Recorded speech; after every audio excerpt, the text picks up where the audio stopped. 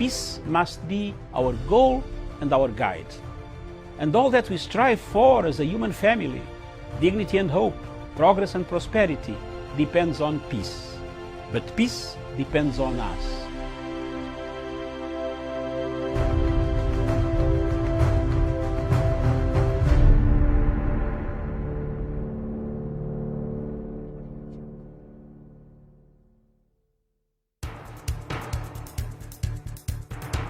It is ridiculous and it is against the laws of nature that we can have somebody sitting pretty who takes home more money than the credible entrepreneur who is doing actual production of goods and services.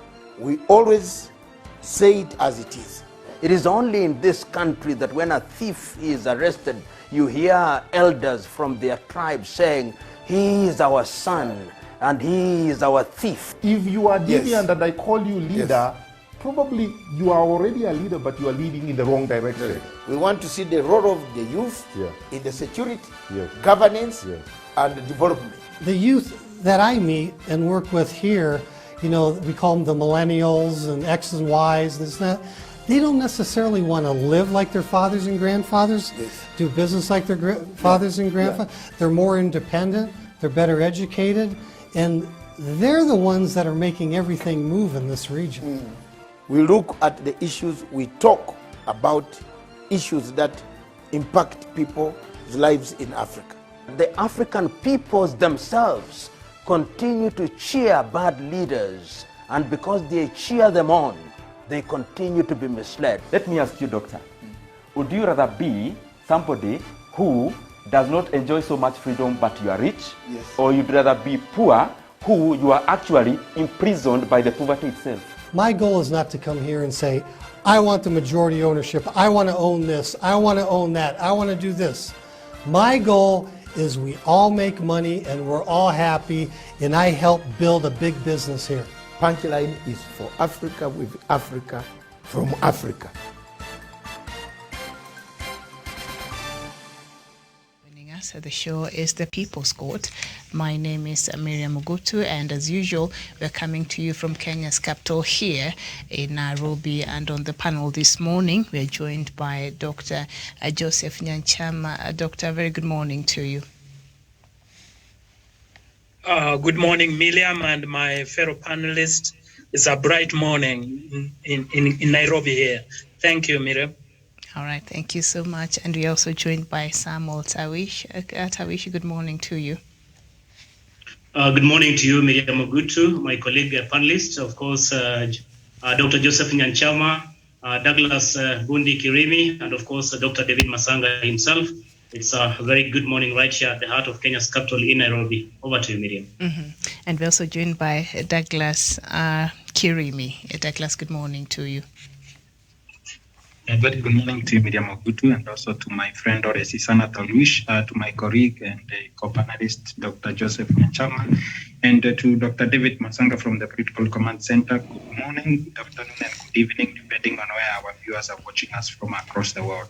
Thank you for having me on the show, Miriam. Okay, nice to have you. And Douglas, I don't know, you might want to look for a better location for you because your reception is not very clear. So please do something about that.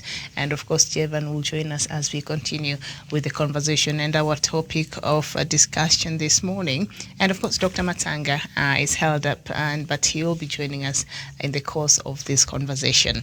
Curbing hate speech and election violence. There's a story that ran on the Standard newspaper today, page 8. I'll just read a bit of that. It's a very short news item, and then we shall start our conversation from there.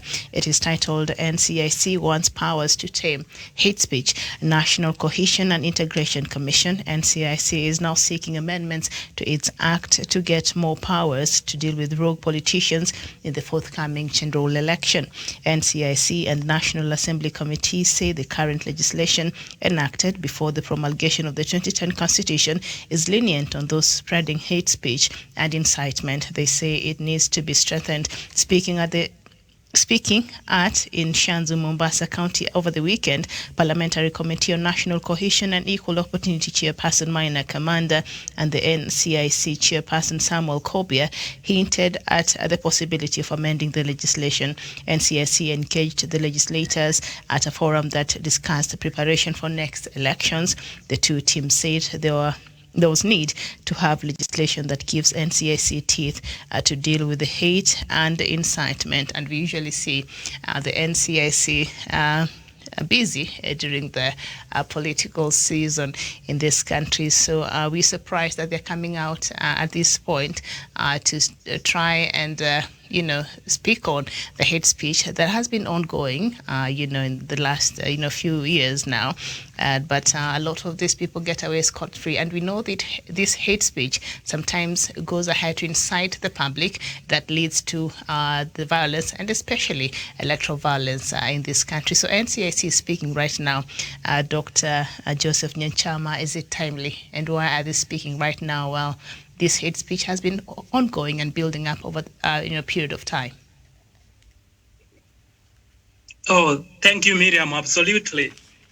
If you look at leaders, especially even the top leadership of this country, some of them, of course, it is amazing, Miriam, that people can create seed of division through othering words. I got shocked that people in leadership positions are the one dividing the nation. You remember even Barack Obama said that if you divide people when you are seeking leadership, it will be very difficult for you to lead them if you go in position you are seeking. And you see, Miriam, of course, it goes without saying, leaders are dividing Kenyans along different categories, along class, along economic status, which is very dangerous. And in fact, these leaders need to be named. I don't know where these lawyers who always rush to court, where Akino Mtata, why this one have they not rushed to court to bar some of the utterances? Mm-hmm. Okay, it seems timely, because if it is allowed to continue or fester, it is going to be very difficult to bring back the nation. Miriam, even if you look at a country like Malaysia, Dr. Mahathir Mohamad, when he used to teach them cohesion, he used to tell his ministers each to carry a raw egg. After the meeting, he used to tell them, this country which we are yearning to lead is like an egg which you are carrying. If someone shakes you and it falls down, it will break and it would be very difficult to bring it back. So what cohesion is doing is simply trying to warn leaders in earnest that it is important that they get unnecessary legislation so that those who break the cohesive principles, there are measures which are punitive enough to prevent them, because we must move forward with a united nation. That is the bottom line, Miriam. Mm-hmm. I submit. Okay, thank you so much.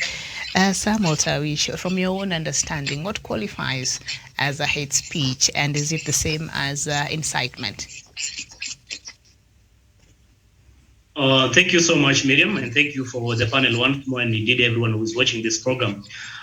Miriam, to begin with, allow me, first of all, to make commentary on the recent, of course, remarks of opposition by the National Cohesion and Integration Commission, NCIC, that they need probably more powers to be in a position to prosecute individuals who are caught in the fanning hate speech in the country. Miriam, I suppose that the NCIC doesn't actually lack they do not lack that power. They do not lack, of course, the ability to do this. I think it's just an aspect of laxity, an aspect of not caring, kind of careless attitude, not really giving so much attention on how they are going to guard against hate speech in the country. Of course, Dr. Nyanchama has mentioned about the punitive measures or deterrent, if you like, deterrent measures. Do we have any deterrent or punitive measures as we speak today? NCIC, as we understand it, really has been empowered. It has enough resources. Of course, the guiding articles that, of course, also informed the formation of the NCIC. Of course, after the 2007-2008 post-poll skirmishes, they were given those powers to be in a position to work collaboratively with other arms of government, including the Office of the DCI, of course, the police, and of course also the Office of the DPP, to be in a position to prosecute individuals who are caught fanning hate speech in this country. But what we have been seeing over the recent years, of course, it is just about been massaging the egos of these particular leaders, more so the politicians who are actually the chronic, chronic when it comes to this aspect of fanning, hate speech in the country, Miriam. So what is it then we are supposed to do? First of all, I think we need to begin with ourselves, the ordinary mwananchi. Our attitude and mindset is completely negative because, again, we are not giving as much support that is required to the NCIC to be in a position to deal with these people who are funding this hate speech in the country. Why am I saying so? Because, again, today, if a leader has been summoned by NCIC or say they have been arrested or arraigned in court, we are the first people who go to the streets to protest that our leaders are being targeted for political reasons or because of a region or because of a tribe. Until, Miriam, we get to understand and accept that the arms of government really need to work, and they work for our best interest. Because, again, if this kind of hate speech is left unchecked, Miriam, the speeches that are likely to pit communities against the other, are likely to see people go into violence, then this country will be destroyed completely. So I think, first of all, it has to begin with us, the ordinary mwananchi. Second, Miriam, it's about, are we cheering these leaders? Are we the cheerleaders of the people who are funding hate speech, or are we people who are helping to reprimand this kind of retrogressive behavior? But you see today, if, for example, I come from a Maasai community, if I see my Senator Medio Ledamo Lekina speaking negatively about another ethnic community, say, for example, the Kalenjin, then instead of me reprimanding or reminding that particular leader that this is not a trajectory we will want you to take, because, again, we want to continue living together harmoniously and to coexist without these other pitfalls of unnecessary disagreements or fights. But, again, we continually cheer this leader simply because it is one of my own, he comes from my tribe, he's representing my views. So basically that is it. So when we stop cheering these particular leaders, really, then I can tell you we'll be making steps in as far as fighting hate speech is concerned in the country. But again, I think, like Dr. Nyanchama has mentioned, we have given so much freedom, so much leeway to politicians mostly. Miriam, if it were you and me today, or Dr. Nyanchama or anybody else, so say, for example, the incoming MCA for Kiago Ward, Douglas Gundi Kirimi, just making a mere statement that in someone's interpretation qualifies to be hate speech, then you find yourself behind bars. But I think for politicians, we have given them a lot of leeway. We've given them freedom to continually perpetuate it against us ourselves. So this These are things that we need to begin with ourselves, but as to why maybe they want to be in a position to prosecute, there's a feeling of maybe there's a gap that has been created between the Office of the DCI, the DPP, and of course the NCIC. If these all arms can work together, independently, then I can tell you, Miriam, we will make steps in as far as dealing with hate speech in the country is concerned. For now, I submit. Okay, thank you. But you did not exactly answer my question there, because I'd asked you in your own, definition, what qualifies as hate speech, or is it the same thing as, incitement? But I think I'll attempt that with Douglas. Douglas, do Kenyans really understand what qualifies to be a hate speech or something that is tantamount to an incitement? And if so, do you feel they feel as though they understand why an institution or, like NCIC is in place in the first place? And is it doing its job, really? Douglas.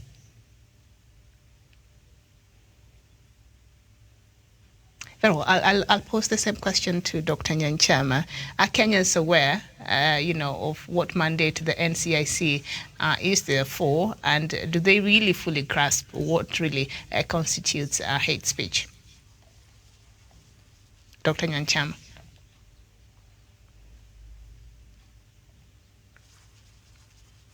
Oh, sorry, Miriam. Miriam, you know the problem. I will tell you precisely the challenge this cohesion commission has. Mm-hmm. You know, in Kenya we have what we call regional representative. You find that even the commission itself is divided along political lines.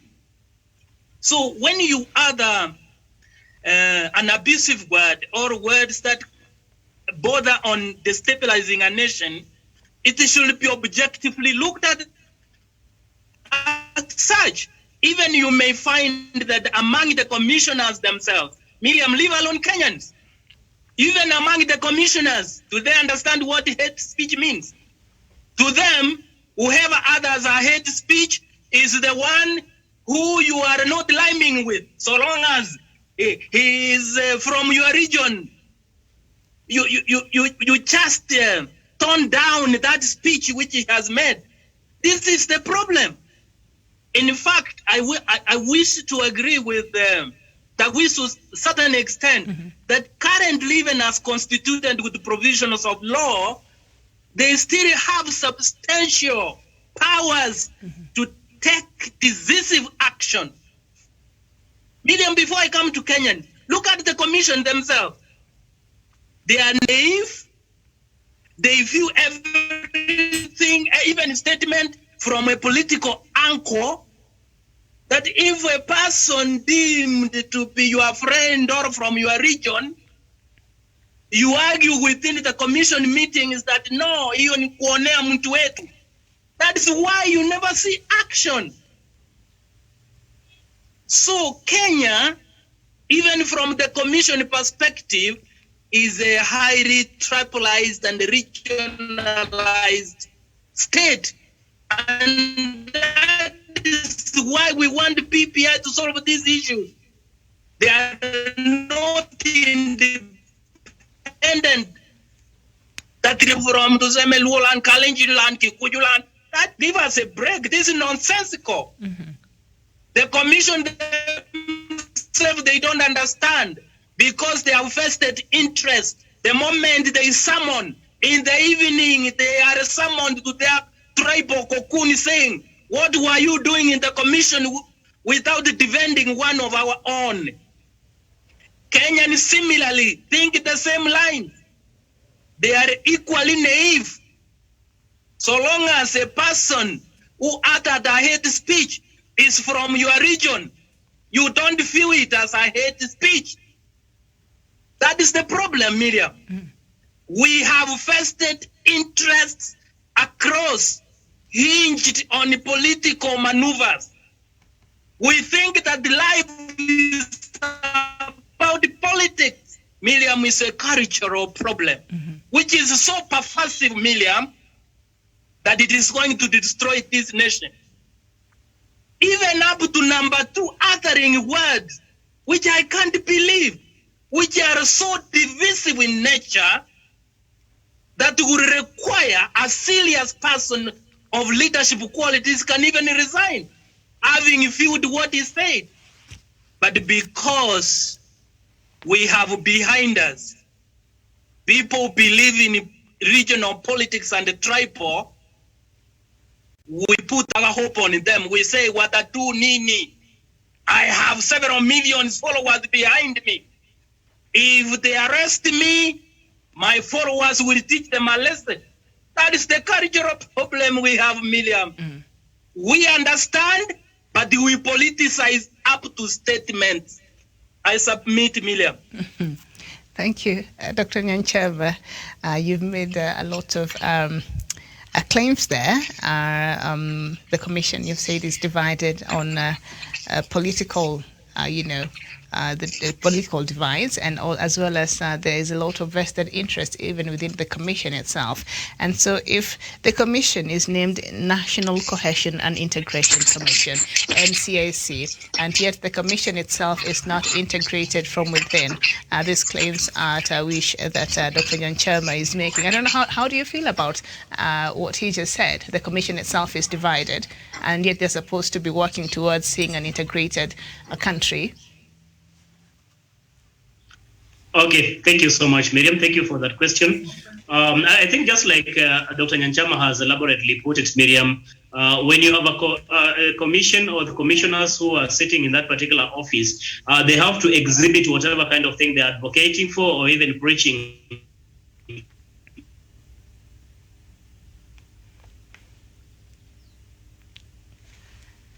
All right, Tavish. Can you hear me? We're having a bit of a challenge with your network there, so we keep, because we keep losing you. But go ahead. Can you hear me now? Yes. Well, what I was trying to say is that, Miriam, I mean, the commission really needs to lead by example, because, again, being a commissioner in the National Cohesion and Integration Commission, you really expect to be a very big advocate or to advocate really for the cohesion and the integration of this country or the people who live herein. So it cannot be, there's no way you can inculcate this to the ordinary Mwananchi. There's no way it can trickle down to the ordinary Mwananchi when the NCIC itself appears divided along, say, political lines or regional lines or tribal lines. Because, again, they have to speak in one voice. And by speaking in one voice, they do not have to look onto the issues blanketly or even give favors like Dr. Nyanchama was trying to say, that because this particular individual comes from this region, I suppose he should be spared or our community is being targeted. These are people who are supposed to deal with the hate speech universally without regard as to whether you are political heavyweight, you come from my tribe, you come from my region. That is irrelevant. What Kenyans want to see is a fostering of peace, is a fostering of integration and cohesion amongst communities that live in this country. And we can only achieve this if each and every of us can play their very small bit and collectively, then we will be achieving the greater goal of a united and cohesive society that is Kenya. I submit. Thank you. And Dr. Nyanchama, you brought up the issue of NCIC, you know, as it is right now, it has some level of powers that it can exercise, and a lot of times it has chosen not to do so. And now they're demanding, you know, for more powers to deal with the rogue politicians in the forthcoming general election.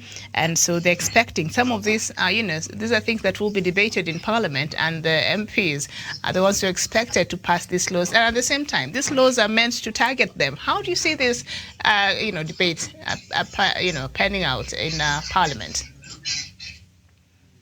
Okay, Miriam, look at it this way. Let them show us the public. The only powers they don't have currently is prosecution. Can they demonstrate to us that we have done this?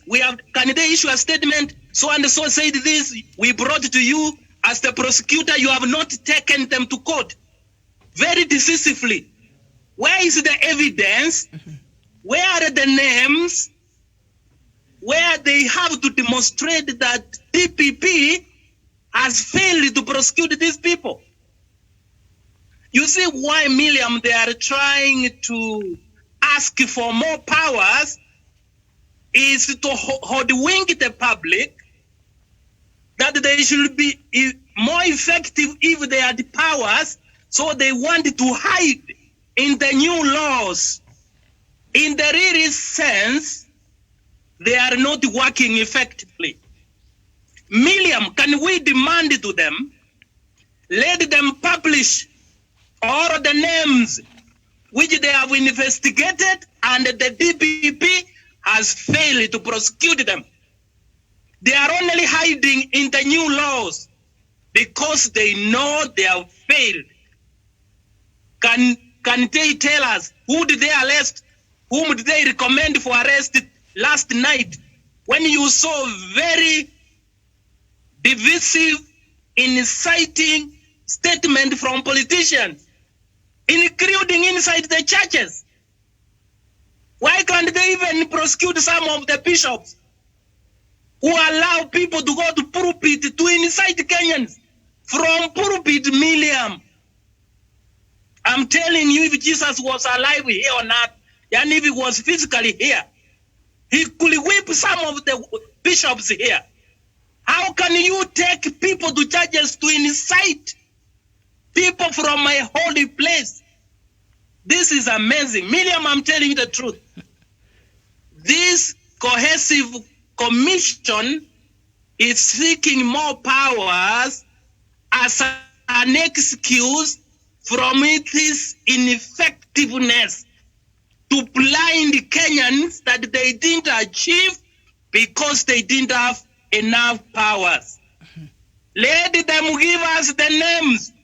We can even take them to court as private citizens. Do you know, Miriam, in law there is a provision? If even DPP fails to prosecute some of these inciters, even you, Miriam, as a private citizen, you can get a lawyer and they take these characters to court, because we must build a cohesive society. Miriam, you as a journalist, you can only pursue your career if the country is peaceful. Their utterances also affect you as a professional journalist. They should give us a break, Miriam. These powers they are seeking is an excuse. Let them do their part and we see. We are intelligent enough to judge, Miriam. I submit. Okay, all right, thank you. So these powers they're seeking, hopefully, this has to be made into law, which means MPs have to debate these new powers that NCAC is seeking for in Parliament. And yet some of these laws are targeting these very same members of Parliament. How do you see this conversation happening in Parliament, and if at all they will allow for such a debate? Tawish.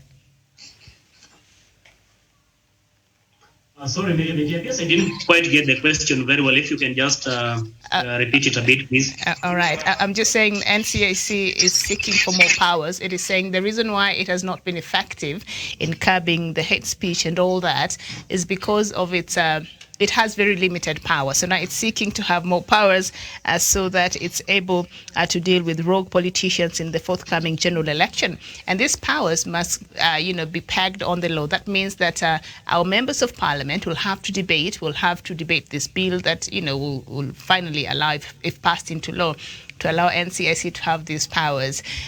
But the same law will be targeting these members of Parliament who will be debating on this bill. How do you see this happening in our Kenyan Parliament? Miriam, to be very honest, we do not have, we are not in short of the laws or the guiding principles on how we should deal with the hate speech and incitement in the country, Miriam. Just like Dr. Nyanchama has did mention, I think what NCIC is doing is just looking for an excuse so that when they fail to bite, they will say we did not bite because we do not have enough powers. Mm-hmm. But as we speak today, Miriam, NCIC has the powers, of course. You've seen in the past, they have been calling this, they have been summoning these politicians, they have been summoning these leaders, they have been summoning individual private citizens to shed more light on some of the things that they have made commentary on that in their estimation amounts to hate speech or incitement, Miriam. So first of all, I do not quite believe that NCIC, as we speak, does not have powers really to summon and even recommend prosecution of these individuals who are funding incitement and hate speech in the country. Only that they are now looking for the excuses so that they can now hibernate in those excuses and give Kenyans reason as to why they did not actually act or why we cannot see results of the taxpayers' money that they continually enjoy in those offices, yet we cannot see much of the service that they are doing, Miriam. Mm-hmm. We are at a very volatile state as we speak today, Miriam, because again, we are heading into election. A very polarizing environment. You can clearly see that there's that level of restlessness, especially coming from politicians, intense hostility, fear and anger are being displayed right, left and center, more so because of politics, Miriam. And I normally do not see this with ordinary citizens, but mainly by political players who want to pass their message, but pass it in a way that in your interpretation really translates to incitement. Because again, when you can go out and call someone, say for example, a Muganga, what is it? What connotation are you trying to bring? For example, even for the people who are backing you, they are going to have that resentment, they are going to have that hate, they are going to have, in fact, even fear. Who will want really to associate with a person who is regarded as a witch doctor? Miriam, even if I ask you, and someone comes and says so and so is a witch doctor, simply because they want to win the votes of these people, and the only way they think they can do it is by inciting and using such kind of vulgar language that does not actually augur well with us. So I think, Miriam, it's a big challenge. It's a big challenge, yes. That IEBC needs, of course, some tightening of the noose and using Parliament to amend these laws. I want to tell you, Miriam, we will continually push even our lawmakers to see into it that whatever kind of laws they will be making in the floor of the House are not for them. It is for posterity of this country. Today you are an elected leader, tomorrow you will be an ordinary citizen. It has happened before, it is happening today, it will happen again tomorrow, it will happen in the future. So it doesn't matter. Whenever we get into that Parliament, as lawmakers, I want to advise them that they should be making these laws for posterity and not because of them. In any case, we could be going into an election in just about 12 months or less. Who knows that you're going to be re-elected if at all you are a member of Parliament today? So how about you will want yourself to be defended by virtue of the laws you made on the floor of the House? So I think it should actually strike their sense that it is important to pass these requisite laws that maybe NCIC is calling upon, so that nobody really will have an excuse as to why they are not performing their duties effectively. Miriam, I submit. All right, thank you, Samuel Sawish. Finally, as we conclude the show, Dr. Nyanchama, are Kenyans getting the value for their money from NCIC? And if not, what are some of the changes that should be put in place to ensure that they actually get to do the job that they're supposed to be doing in that commission?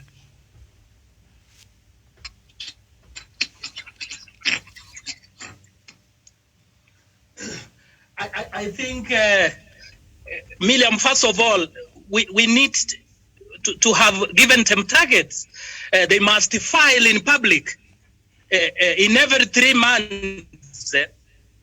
What are the issues that they have investigated, bottling on cohesiveness, and publish those names? Miriam, do you know that instead of wasting time to seek new laws, this commission can even cooperate with the IEBC, so that when you find politicians are uttering a statement, they share the names with the IEBC, and the IEBC may use that report as a basis of clearing them in the future. So if they know that, if they know that they are sharing with the IEBC, which in the future will clear them when they are seeking a new mandate, it may be a deterrent. You see, if you don't have enough laws, you can cooperate with your co-sister commissioners or commission to make it more effective as a law. It will be deterrent. For me, there needs to be a revision that this cohesive commission needs to publish on a continual basis the names of the state officers or politicians who are uttering words which are likely to destabilize the nation, and they share the same names with the IEBC, so that in the future, when it reaches clearance period, even the public will say, indeed, this man has been consistently inciting the public. Let them tell us, have they submitted those names to IEBC? So that IEBC will invoke Chapter 6. I'm telling you, Miriam, if they do like that, these people will start fearing that they may not be cleared to stand for re-election. So we must do things in such a way that we create a deterrence mechanism. That what can prevent these loud-mouthed politicians, because they fear for being disqualified. But now they are left free. Even when they go to church, they are given the opportunity even to preach. I mean, it is disgusting, Miriam. I am telling you, this commission has enough laws. If they are not enough, you can cooperate and enhance them. I submit, Miriam. Okay. Dr. Nyanchama, I hear you this morning and you're very passionate about these people you're terming as loud-mouthed, politicians and the kind of, words they utter, especially in public places, without realizing the impact it has on the society that sometimes have led to electoral violence, as we have witnessed in this country. And so I see, Doctor, you're back, but we were about to finish, so maybe you could finish for us. Thank you very much. I've been listening to the discussions. I've been thinking while you people were talking.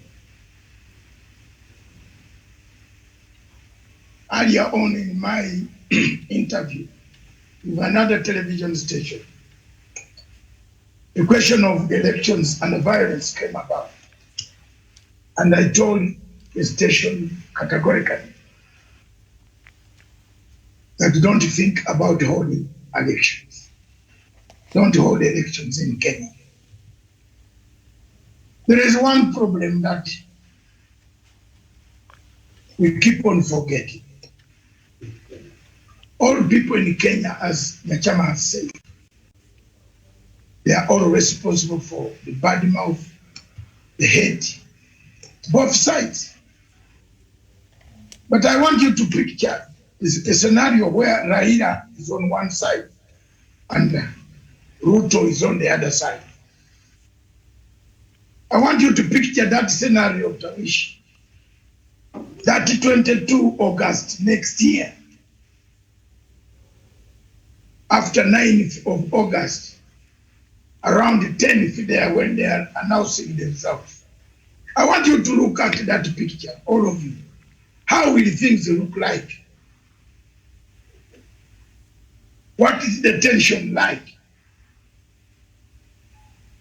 What makes election, what triggers election violence?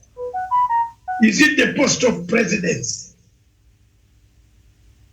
Why is there no much fight if an MP has lost? Why is there no much fight if the woman rep has lost? It's because the presidency seems to have been empowered as a power machine, not as a leading machine, but a power machine to accumulate capital, to utilize it, to command money to be brought to your office at any time. I'm telling you, why Ruto is fighting so hard to become a president is not he wants to lead Kenya. We have seen the likes of Ruto already here. Some of you who grew, who are young, who were not born, some of us saw the Moi regime.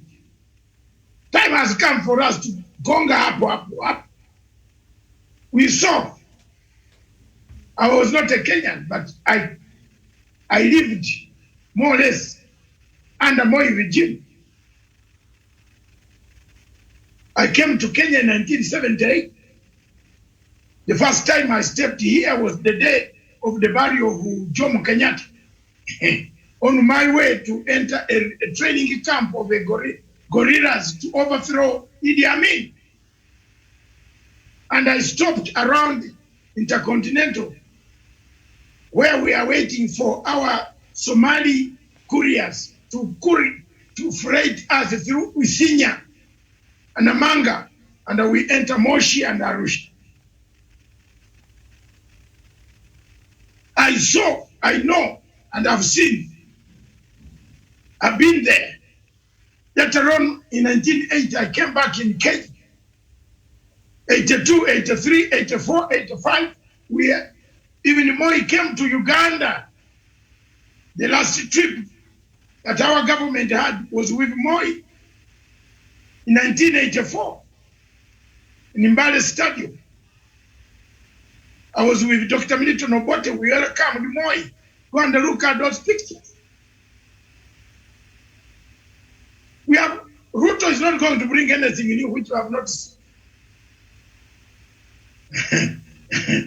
Ruto is going to duplicate exactly what everybody on this panel is fearing. And don't tell me you don't have a fear. Nachama is a lecturer. Tawishi is a journalist. Miriam is a journalist. Tell me you don't have that fear. If today you write the word feast on your Facebook, just try, Nachama, Miriam, you have Facebook, write the word feast.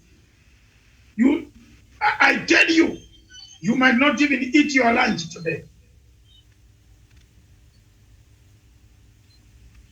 They will pay for my blood.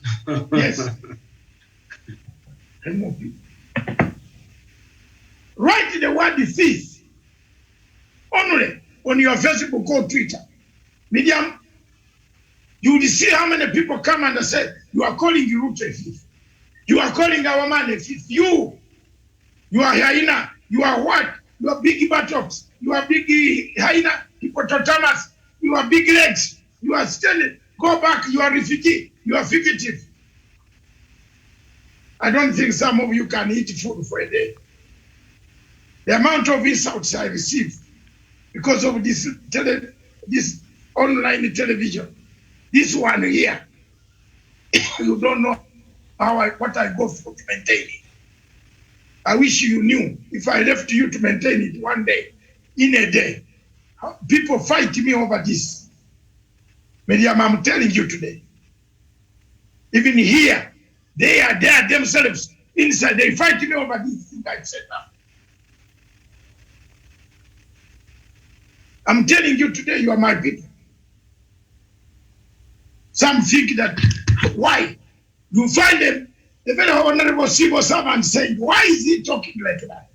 Is this his country? You hear that? You hear that? And yet, you are doing something which a citizen cannot do for Uhuru Kenyatta. KTN cannot do for Uhuru Kenyatta. Uhuru Kenyatta can be opening a function in Kenya. But the item of Uhuru Kenyatta comes last in the mainstream. Am I wrong? Nowhere. Nobody likes Uhuru Kenyatta. Even his own station, K24. It brings the enemies on the station to insult Uhuru Kenyatta. So I'm being fought. I understand when you say the word thief. You write a thief. That Kenya should not hand over power to a thief. There are people in Kenya, Miriam, who know who this thief is. They land on your platform and they insult you. They tell you, you man, you big mouth, you big stomach, you big legs, you big what? You hippo, you die quickly. We shall deport you.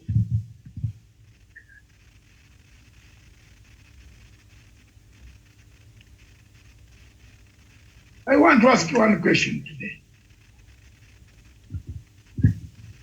Put yourself in the hands of Afghanistan, who called the Taliban terrorists.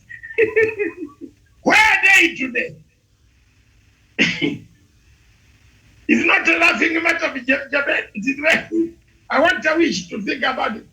Tawish in the German Miriam, think about you are a Taliban you are a government spokesman in Kabul, ever terrorizing.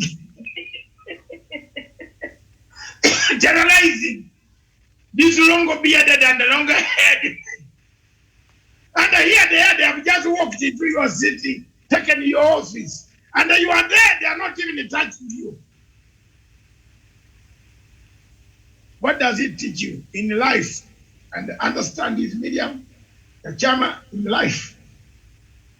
Don't label people, because you never know where you will find them tomorrow. Don't call people refugees, because tomorrow you might be a worse refugee, looking for one pair of shoes to match with the other. And that refugee will help you. The question of hate speech in Kenya is very dangerous. The only way you can wipe out all this media, not to take the long debate very far, get the BBI on Friday. What is the advantage of BBI? I wanted to come in and give this contribution. What is it? It will lessen the sweetness of presidents. It will lessen the sweetness. If you put the BBI model, it will lessen the sweetness of the presidents, of someone becoming the president of the Republic of Kenya. Because there will be no more powers there. The powers will be with the Prime Minister. So people, even if they go to an election, they know very well if my party garners 200 seats of MPs, I'll form the government. Isn't it, my friend? So it's not going to be bothered whether the Prime Minister is the president is Raila or Kalonzo or Ruto. People will go in an election with a new format, mindset, that my leader might become a leader of minority or majority. My leader will become a leader of government, opposition leader, official opposition leader to government, with an office, with secretaries, presenting alternative methods of governance of the Republic of Kenya that will kill violence. Once you're a leader, Pope Francis comes to Kenya, you are also called equally to sit. There is a seat for the leader of opposition. Go to Uganda and see. You can call Uganda a banana republic, as people call it, because they are specialists from the Rift Valley who think Uganda is a they use Uganda to launder their money, but they hate Ugandans. Nitoboe hapo kidogo. Oscar Sudi and Ruto hate Ugandans in Kenya. They don't like me to be here, but they use my country to launder money to enrich themselves. So for me, I'm not laundering money in Kenya. I've opened up services for people to enjoy. We are here. We are not in our houses. Some people are sleeping in the houses and depression is killing them. But for us, we are exchanging views here. Are we not happy? Have I laundered the money here? Where is it? But it's why they are fighting so hard of a Turkish man who went to borrow money and land in my country to make my country have to be given sanctions for money laundering. And then you want Matsanga to keep quiet? You are taking money and laundering money to my country, and my country to be put on sanctions. Mr. President of Uganda, how do you look at that? That the United States of America comes to give sanctions on us because of individuals. Ruto rudi huko, shika ndege. Shika ndege wende. Ukweli uambiane. Tuambiane ukweli media. Now go there, go and explain to Museveni how this money came about.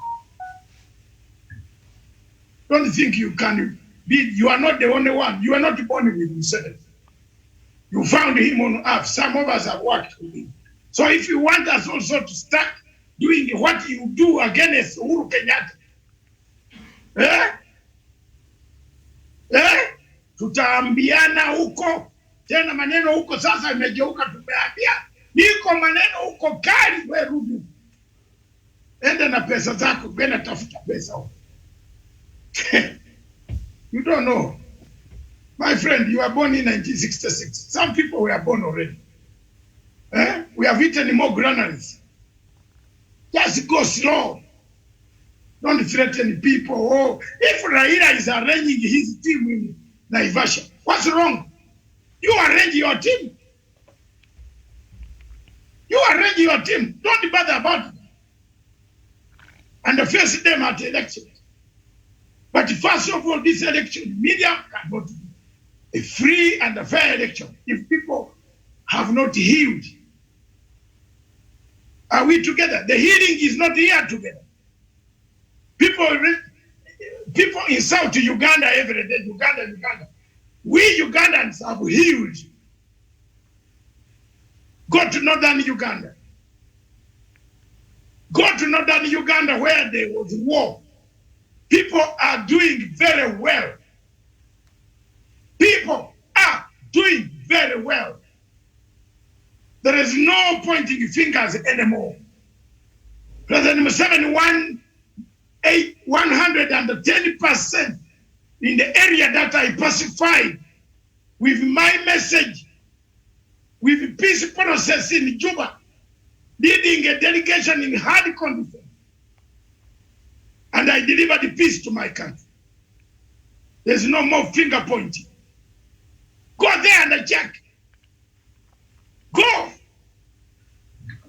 There's poverty like everywhere. Is there no poverty in Kenya? Is there no poverty in Kenya? There's poverty, but there is no more violence. No, in northern Uganda. We shook hands, we accepted, and it ended there. So, to end this whole mess, Kenya needs to revalue itself. Fatigue evaluation. Look at the process. Hopefully on Friday, the ruling will go in favor of the government. President Uhuru Kenyatta needs to leave a legacy of doing work, a legacy of a United Nations country, not a fractured country, fragmented by greedy individuals who only want to pick power, but they are not interested about the unity. That is what I feel. If there is anybody who doesn't feel that way, then let's meet at the gates of hell or heaven. Because those are the only routes that we have. There are so many ways of reaching heaven. I wish you. I know there are so many ways, not many of reaching heaven. You can reach there as a Buddhist, as a Hinduist, as a pagan, yes, pagan is also go. When you die, do you know where you are going?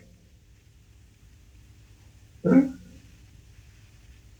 Why is it that the Muslims are buried in Langata?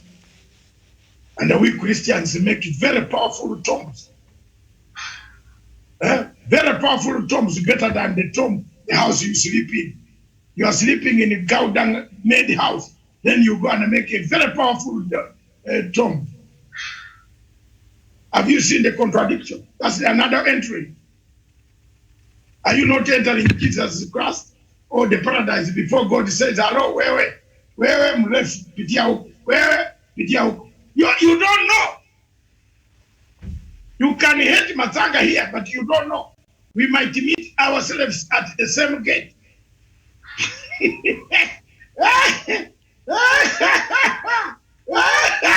We shall meet at the same gate. Tuangaliane tuseme, hey, kumbe. Well, I look at you and say, hey, boss, what happened? Are you also in this way or that way? So you don't know. Dr. Nachama, you don't know. Miriam, you don't know. Tawish, you don't know. So while we are here on earth, let's be cooperative. Let's work together. Let's not create violence. Because we don't know whether that violence will take us to which direction. It could take us to a very terrible situation. Well, Jawish will say, you go first, let me handle your hand. As the fire starts burning in the leg, He can help you. You never know where Tawish can help. Miriam can help. Tomorrow. I can help Miriam tomorrow. I can help Chama tomorrow.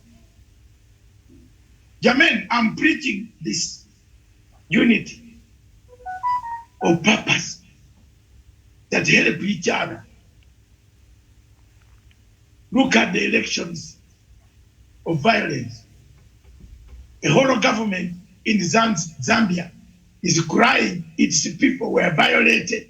Not this time the government violated.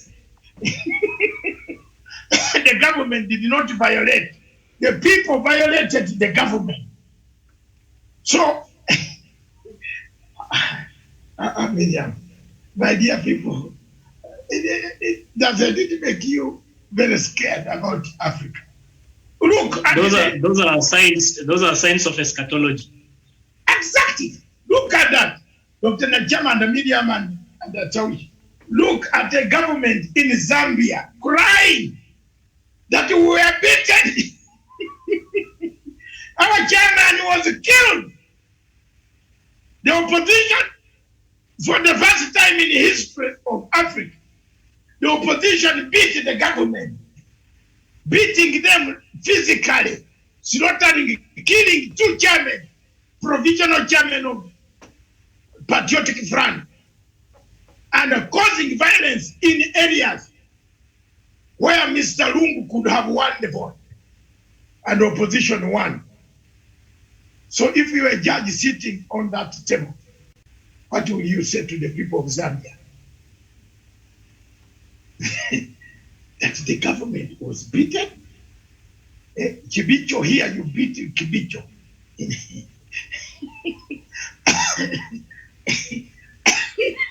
Or you beat Matiang. Dr. Nachama, are you able to beat Matiang in Kenya? Not even in my dream. Not even in my dream. Can you beat Matiang?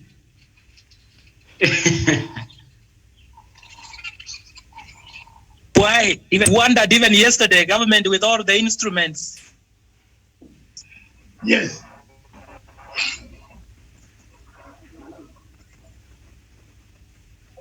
So, in a nutshell, what am I saying? As we conclude, that life in this world, you need each other.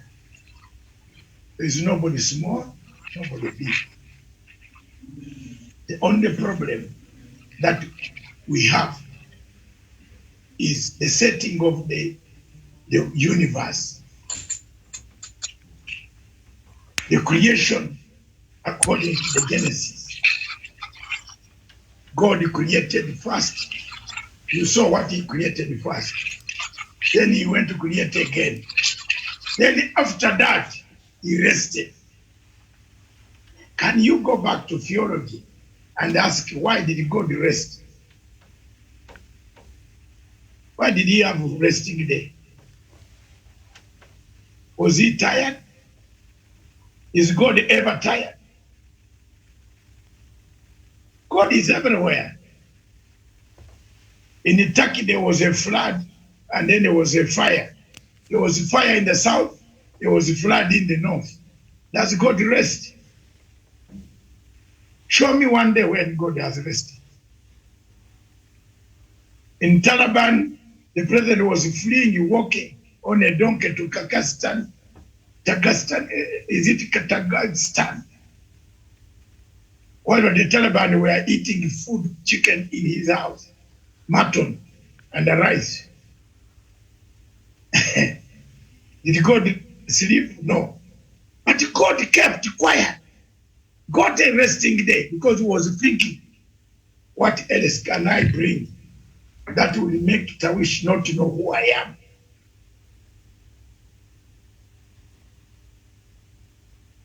Who might become a bishop here?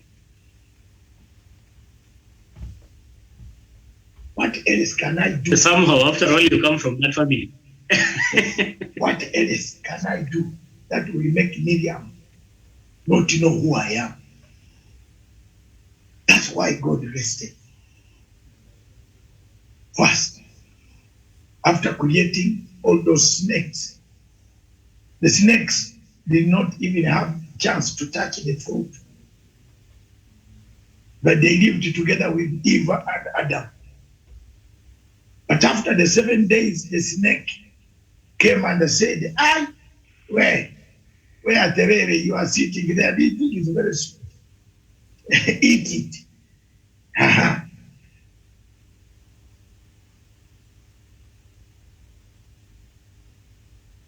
To end this, I want to say this. It's better to be alone as Matanga in a room than to be in a room of not trusted people. I submit. I don't know whether you have got it very right. It is better to be alone as Matanga than to be in a room of people not trusted.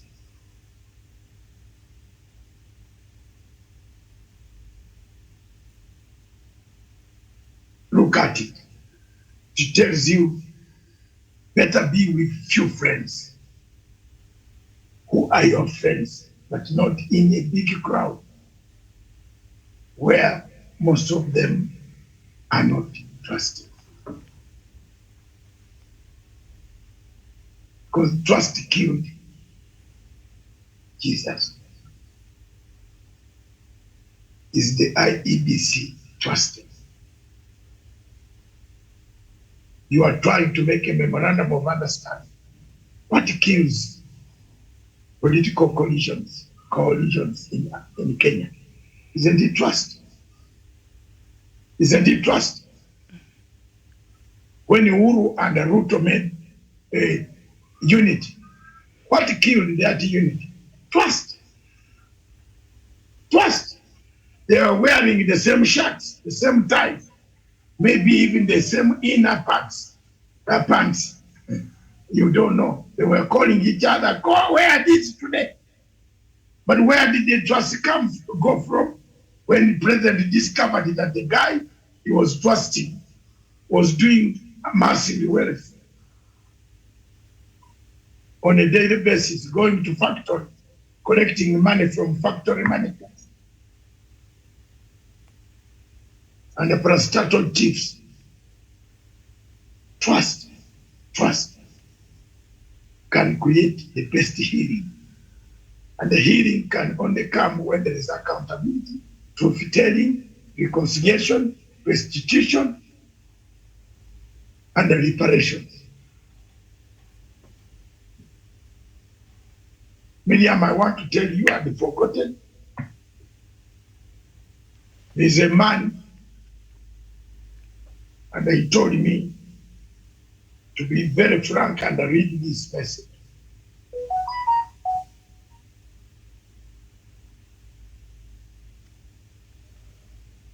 And I want to read the message. It's very short. But he told me, don't leave without reading this message. Because he says it hurts him so much.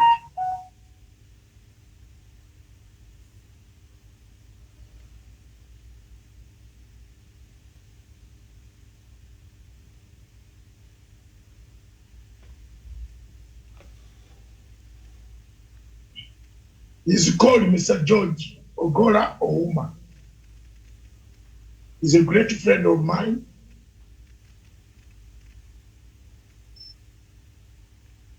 He used to live in Eldoret. He was born, bred,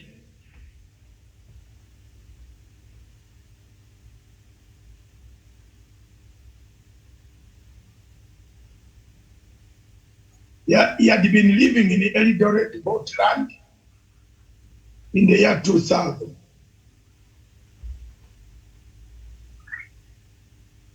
He has been surviving on a matatu.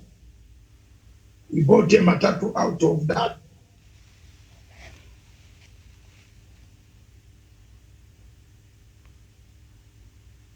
In 2017, he was again profiled and taken out. He had the differences and ran out of Eldoret.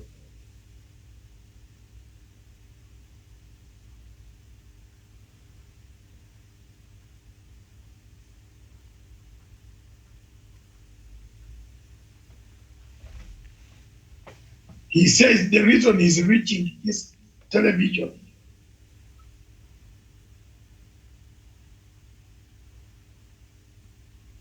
He has not been compensated. And he said somebody is living on his land. And he has tried to go through all means to get that land back.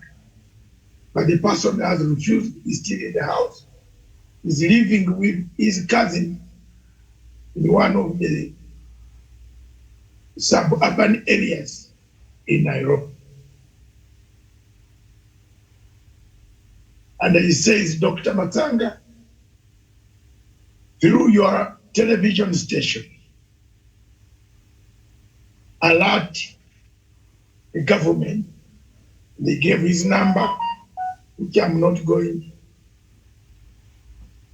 to say a lot now. The number on phone, I will pass it to the government. And then we find out who is this who took his land, the prime peace. He had a matatu, and he lost, is now a scavenger, or scavenging in Nairobi. Thank you. So back to you, Miriam. God bless you. I might have been a bishop, but I learned some few things. That's what I'm saying. Thank you very much. All right, thank you. And that is where we end our show this afternoon. Thank you so much for watching. I'll see you later with the latest from the continent. Bye-bye for now.